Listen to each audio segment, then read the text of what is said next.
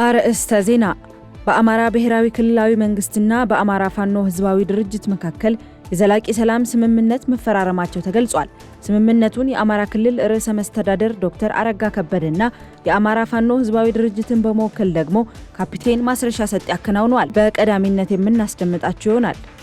የማርበርግ ቫይረስ ምላሽን ለማሳደግ የሚረዳ ሳቢን ሲንግል ዶዝ CAD3 ማርበርግ የተሰኘ የሙከራ ክትባት ለተገላጭ የማህበረሰብ ክፍሎች ሊሰጥ መሆኑን የጤና ሚኒስቴር አስታውቋል። እናጋራቸዋለን። ዴሞክራቲክ ሪፐብሊክ ኮንጎና ሩዋንዳ በሀገራቱ መካከል የተፈጠረውን ግጭት ያስቆማል የተባለውን ስምምነት መፈራረማቸው ተገልጿል። ስምምነቱ ለ10 ዓመታት በቀጠናው ሲደረግ የቆየውን ጦርነት እንዲቆም፣ የተፈናቀሉ ዜጎች ወደ መኖሪያቸው እንዲመለሱ፣ አማጽያንም ትጥቅ እንዲፈቱ የሚያደርግ ማዕቀፍ የያዘ መሆኑ ተነግሯል። በዝርዝር ይዘነዋል። እስራኤል ወደ ሊባኖስ በተኮሰቻቸው ሚሳኤሎች በደቡባዊ ሊባኖስ 3 መንደሮች ላይ ጥቃት አድርሳለች። እንደ ሊባኖስ የዜና ወኪል ዘገባ ከሆነ እስራኤል ባደረሰችው ጥቃት 2 የመኖሪያ ህንጻዎች ወደ ፍርስራሽነት የቀየረ ስለመሆኑ ተነግሯል። አብራችሁን ስትቆዩ የምታደምጡት ይሆናል። ጤና ይስጥልኝ ተመልካቾቻችን፣ እንደምን ቆይታችኋል? የዕለቱ የምሳሳት ዜናዎች ወደ እናንተ መድረስ ጀምሯል። ምህረት ደግፍ ዜናዎቹን የማስደምጣችሁ ይሆናል። አብራችሁኝ እንድትቆዩ በአክብሮት ጋብዛለሁ። በአማራ ብሔራዊ ክልላዊ መንግስትና በአማራ ፋኖ ህዝባዊ ድርጅት መካከል የዘላቂ ሰላም ስምምነት ተፈረመ። በአማራ ብሔራዊ ክልላዊ መንግስትና በአማራ ፋኖ ህዝባዊ ድርጅት መካከል የዘላቂ ሰላም ስምምነት መፈራረማቸው ተገልጿል። ስምምነቱን የአማራ ክልል ርዕሰ መስተዳድር ዶክተር አረጋ ከበደና የአማራ ፋኖ ህዝባዊ ድርጅትን በመወከል ካፒቴን ማስረሻ ሰጤ ያከናውነዋል። ስምምነቱ የተደረገው በአፍሪካ ህብረትና በኢጋድ አማካኝነት ሲካሄድ ከቆየ ድርድር በኋላ መሆኑም ተገልጿል። ስምምነቱ ለሰላም ወዳድ ህዝብ ትልቅ እፎይታን ይሰጣል ያሉት የክልሉ ርዕሰ መስተዳድር ዶክተር አረጋ የህዝብና የመንግስትን ጥሪ ተቀብለው ዘላቂ ሰላም ለማስፈን ለመጡ ሁሉ እንደ መንግስት አድናቆትና ክብር አለኝ ብለዋል።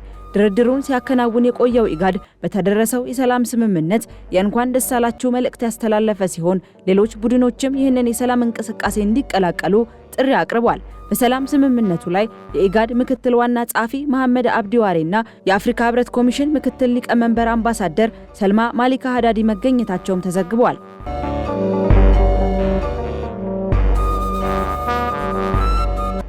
የማርበርግ ቫይረስን ለመከላከል ይረዳል የተባለ የሙከራ ክትባት ሊሰጥ መሆኑ ተነግሯል። የማርበርግ ቫይረስ ምላሽን ለማሳደግ የሚረዳ ሳቢን ሲንግል ዶዝ CAD3 ማርበርግ የተሰኘ የሙከራ ክትባት ለተጋላጭ የማህበረሰብ ክፍሎች ሊሰጥ መሆኑን የጤና ሚኒስቴር አስታውቋል።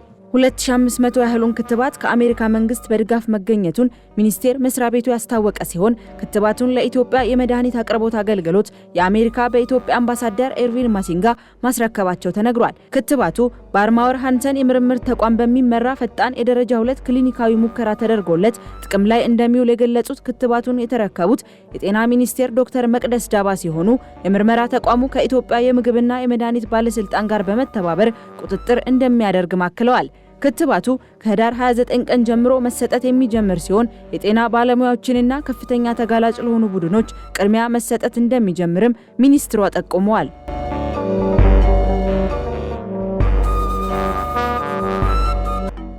የሞጆ ደረቅ ወደብ የጭነት ትራንስፖርት አገልግሎት ጊዜና ወጪን የማይቆጥብ መሆኑ ተነገረ። የሞጆ ደረቅ ወደብ የጭነት ትራንስፖርት አገልግሎት ጊዜና ወጪን የማይቆጥብ መሆኑ ተነግሯል። የአገልግሎት አሰጣጡ ከዚህ በፊት በኮሚቴ የሚሰራ ሲሆን የኮሚቴ አባላትን በተለያዩ ምክንያቶች ከስራው ራሳቸውን ያገለሉና አገልግሎት አሰጣጡም ጊዜና ወጪን የማይቆጥብ አይደለም ሲል የትራንስፖርትና ሎጂስቲክስ ሚኒስቴር በይፋዊ ገጹ አስታውቋል። ሚኒስቴር መስሪያ ቤቱ በሞጆ ደረቅ ወደብ የጭነት ትራንስፖርት አገልግሎት አሰጣጥ ማሻሻል ላይ ውይይት ባደረገበት ወቅት ይህንን ያለ ሲሆን የሎጂስቲክስ አገልግሎት አሰጣጥን በማዘመን የኢትዮጵያን የሎጂስቲክስ ወጪን መቀነስ እንደሚቻል ገልጿል። ከጅቡቲ ወደ ሀገር የሚገቡ ጭነቶች ውስጥ 85 በመቶ የሚሆነው በሞጆ ደረቅ ወደብ የሚስተናገድ መሆኑን ገልጸው የወደብ አገልግሎት አሰጣጥን በማሻሻል የሎጂስቲክስ አገልግሎትን ማሳለጥ እንደሚቻልም የትራንስፖርትና ሎጂስቲክስ ሚኒስቴር ዴኤታ ክቡር አቶ ደንገጌ ቦሩ ገልጸዋል። በዚሁ መሰረት ሚኒስቴር መስሪያ ቤቱ ችግሩን ለመፍታት በጥናት ላይ የተመሰረተ ቴክኖሎጂ እንዲለማ ማድረጉንም ጠቁመዋል።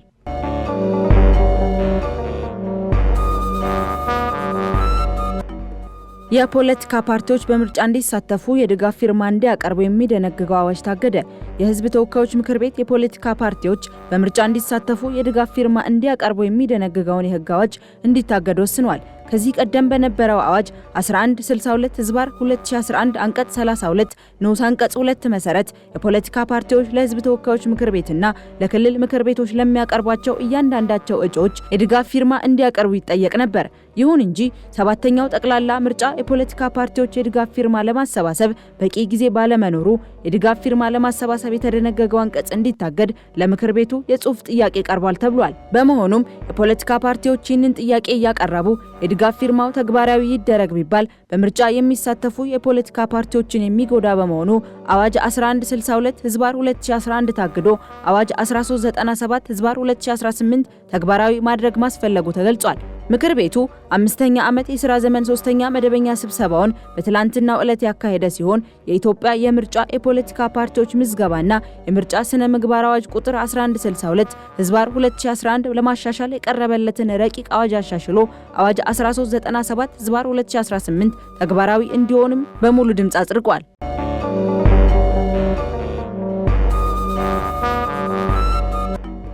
ዲሞክራቲክ ሪፐብሊክ ኮንጎና ሩዋንዳ የሰላም ስምምነት ተፈራረሙ። ዲሞክራቲክ ሪፐብሊክ ኮንጎና ሩዋንዳ በሀገራቱ መካከል የተፈጠረውን ግጭት ያስቆማል የተባለውን ስምምነት መፈራረማቸውን ቢቢሲ አስነብቧል። በሁለቱ ሀገራት ፕሬዝዳንቶች መካከል የተፈረመው ይህ ስምምነት ለ10 ዓመታት በቀጠናው ሲደረግ የቆየውን ጦርነት እንዲቆም፣ የተፈናቀሉ ዜጎች ወደ መኖሪያቸው እንዲመለሱ፣ አማጽያንም ትጥቅ እንዲፈቱ የሚያደርግ ማዕቀፍ የያዘ መሆኑ ተነግሯል።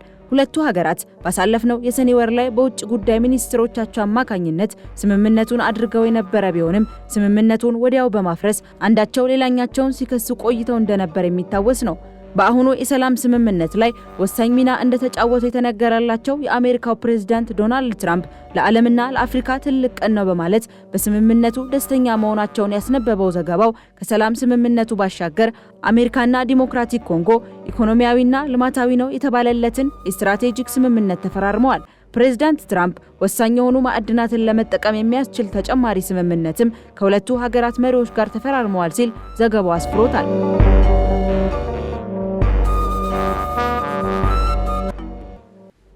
እስራኤል የሊባኖስን 3 ከተሞች መታች። እስራኤል ወደ ሊባኖስ በተኮሰቻቸው ሚሳኤሎች በደቡባዊ ሊባኖስ 3 መንደሮች ላይ ጥቃት አድርሳለች።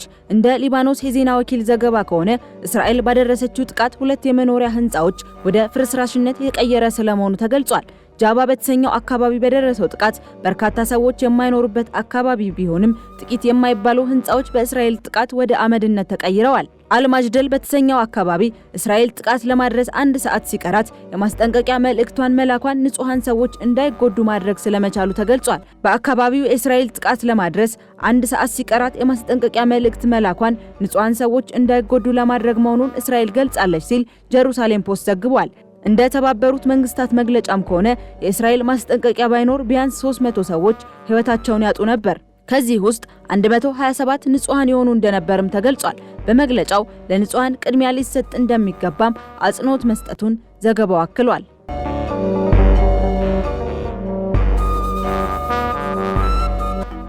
የዩክሬን ጦር በሩሲያ የሚገኝ አንድ ግዙፍ የኬሚካል ፋብሪካ ላይ ጥቃት ፈጸመ። የዩክሬን ጦር በደቡብ ሩሲያ የሚገኝ አንድ ግዙፍ የኬሚካል ፋብሪካ ላይ ጥቃት መፈጸሙን አስታውቋል። የዩክሬን ጦር ትላንት ማምሻውን ባወጣው መግለጫ ወታደሮቹ በደቡብ ሩሲያ ስታቭሮፖል ክልል ውስጥ በሚገኝ አንድ ግዙፍ የኬሚካል ማምረቻ ተቋም ላይ ያነጣጠረ ጥቃት መፈጸማቸውንና በዚህም ምክንያት በስፍራው ከፍተኛ የእሳት ቃጠሎ መከሰቱን አረጋግጧል። የሀገሪቱ ጦር ጠቅላይ ኢታማዦር ሹም በቴሌግራም ገጹ ላይ ባሰፈረው ዝርዝር መረጃ ጥቃቱ የተፈጸመው ሐሙስ ሌሊት ሲሆን ኢላማ የተደረገውም ኔቪኖሚስኪ አዞት የተሰኘው ፋብሪካ ላይ ነው። እንደ ዩክሬን መግለጫ ከሆነ ይህ ፋብሪካ ለፈንጂዎች መስሪያ የሚያገለግሉ ጥሬ ዕቃዎችን ወይም ግብአቶችን የሚያመርት ሲሆን በአይነቱ በሩሲያ ውስጥ ካሉት እጅግ ግዙፍ ተቋማት መካከል አንዱ እንደሆነም ተብራርቷል። ዩክሬን ፋብሪካውን የመታቸው ለሩሲያ ጦር ግብአት በማቅረብ ረገድ ያለውን ሚና መሰረት በማድረግ እንደሆነ ተመላክቷል። እስካሁን ድረስ ከሩሲያ ባለስልጣናት በኩል ስለ ጥቃቱ የተሰጠ ቀጥተኛ ምላሽም ሆነ ዝርዝር መረጃ የለም። ዜናውን የዘገበው ሮይተርስ በበኩሉ የዩክሬን ጦር ያወጣውን ይህንን የጥቃት ሪፖርት በገለልተኛ አካል ወይም በራሱ ምንጮች ማረጋገጥ አለመቻሉን ጠቁሟል።